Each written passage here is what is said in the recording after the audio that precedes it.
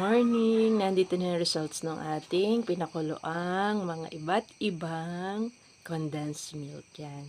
Natutuwa naman ako doon sa results.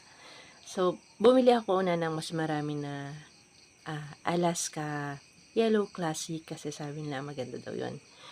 Pero, pricey pero maganda ang quality. The next one is bumili ako ng Alaska Condensada na blue. Kasi, try ko nga kasi nando sa process tayo ng pagpili. And then, nakakita ako ng FNN, bumili din ako, at saka ng Cowbell. So, yun yung available doon sa pinuntahan kong market. Naghahanap ako ng jersey, kaya lang nagkaubusan daw ng jersey, kaya wala akong nakuha ng jersey. So, isa din yun sa mga choices ko. Yun, kaya nag-ano ako dito sa Alaska, yellow. So, natutuwa ako kasi nag-try ako ng 3 hours doon sa Alaska na yellow. Naghiwalay ako. Habang pinapalamig ko, nilagyan ko lang siya ng kulay yellow para hindi siya mapahalo. So, maganda yung results niya. O, yema na yema talaga. Yan. Yan. Pati yung lasa, tinikman ko na kanina. So, ito yung Alaska na blue. Kahit 4 hours na, medyo fluid o liquid pala yung liquid pa rin siya. Medyo liquid pa rin siya. Naglagay lang ako nito kasi para pala tandaan ko, hindi pala kasi akong pen kanina o nung habang nagluluto.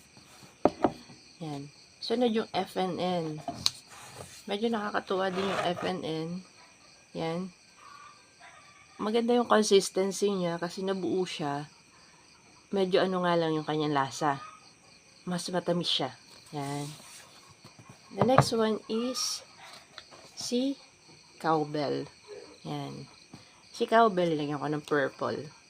Si Cowbell, medyo liquid pa rin siya. Parang yung Alaska Blue na niluto natin. Para-pareho silang 4 hours ang luto. Pero do sa, diba, kanina nagpakita na ako ng 3 hours do sa Alaska na kulay yellow or yung classic. Ito yung Alaska na, yan, 4 hours ko siya pinakuluan. Etong isa, 3 hours. Halos pareho sila, pero makikita mo yung difference sa kulay. Yung Alaska na 3 hours, yan, medyo light yung kulay niya. Alaska na 4 hours, yan, mas brown siya. Mas ma-dark yung kulay niya. Yan, nakikita mo yan. Sa taste, doon ako sa Alaska. The best. Wala pa rin tatalo sa Alaska. Thank you!